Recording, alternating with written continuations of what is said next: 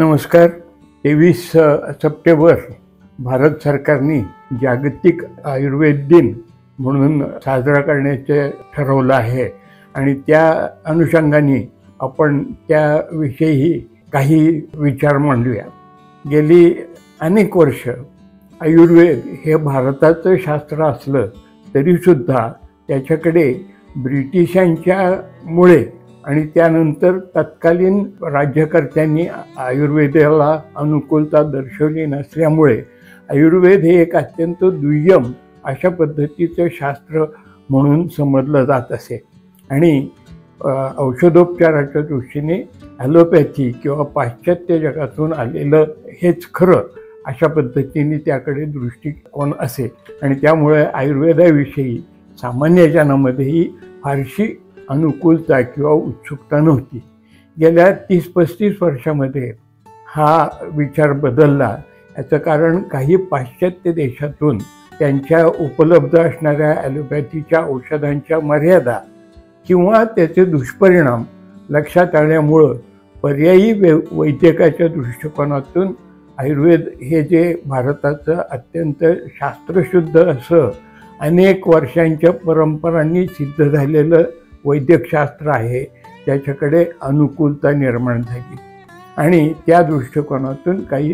प्रयत्न सुरू झाले. भारत सरकारने विशेषतः गेल्या 10 वर्षामध्ये आयुर्वेदाची आहार पद्धती, आयुर्वेदातील स्वास्थ्याच्या कल्पना किंवा आयुर्वेदातील पंचकर्मासारखे अत्यंत उपयुक्त उपचार पद्धती यांचा पद्धतशीर प्रयत्न सुरू करून त्याच्याविषयी प्रचार करायचं ठरवलं. आता ज्या वेळेला जागतिक स्तरावर एखादं शास्त्र जातं त्यावेळेला त्याच्या नुसत्याच चेहरीने भागत नाही तर त्याच्यात बरोबर त्याच्यातले जे काही उपक्रम असतात त्यांची उपयुक्तता ही शास्त्रीय प्रयोगाच्या दृष्टीने सिद्ध होणं हेही तितकंच गरजेचं असतं आणि गेल्या 10 वर्षामध्ये भारत सरकारने त्या दृष्टीने निरनिराळ्या शिक्षण संस्थांना, निरनिराळ्या औषधी निर्मिती संस्थांना अशा पद्धतीने प्रोत्साहन देऊन आयुर्वेदामध्ये शिक्षण आणि संशोधन आणि औषधोपचारांच्या अतिशय उपयुक्त अशा पद्धती याला प्रोत्साहन देण्यास सुरुवात केलेली आहे आणि हे नुसतं भारतापुरतंच मर्यादित न ठेवता वेगवेगळ्या जगातील देशांमध्येही त्याचा अवलंब करावा या दृष्टिकोनातून प्रयत्न चालू केलेले आहेत. भारत सरकारतर्फे पेनमध्ये, भारत सरकारतर्फे बुडापेस्टमध्ये हंगेरीमध्ये अशा प्रकारचे आयुर्वेद केंद्र असं स्थापन करून त्या दृष्टिकोनातून प्रयत्न सुरू झालेले आहेत आणि माझ्या दृष्टीने आयुर्वेदाची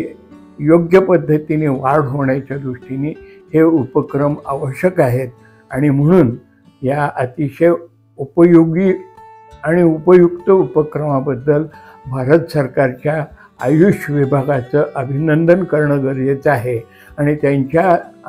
आदेशानुसार, त्यांच्या मार्गदर्शनानुसार आयुर्वेदाच्या प्रसारासाठी संस्था स्तरावर आणि व्यक्तिगत स्तरावर जे काही आपल्याला करता येईल ते करण्याचे आपण प्रयत्न करूया.